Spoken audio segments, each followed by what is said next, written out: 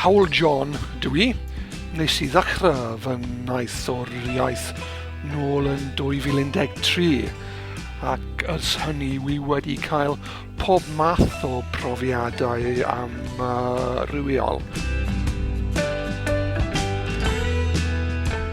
You learn very early on from doing, say, something in Welsh and Dysgu Cymraeg that there are different variations both in the spoken and the written language of Welsh, but also between north and south. And this is the first time I think I've learned the importance of just giving it a go and not worrying about it being word perfect, and that it's not a bad thing to make mistakes. You actually do learn from mistakes. Symai, Dan dwi. Ar ôl I mi wneud SSIW, ddudodd pobl sy'n siarad Cymraeg fel iaith cyntaf bo fi wedi gwella yn fawr iawn.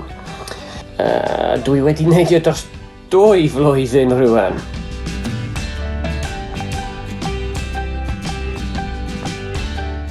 Having a real live Welsh tutor is incredibly helpful because you can ask them one of those questions like, how would you say this in Welsh? Or why do you say it like that? And they also teach you ways of saying things that are specific to where you live in Wales, so you'll start to sound more like a local.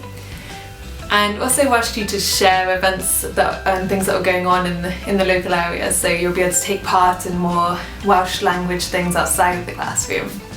I've been really impressed and astounded actually at the phenomenal rate of progress that I've experienced just learning the language. Does dim byd wedi gweithio yn well I fi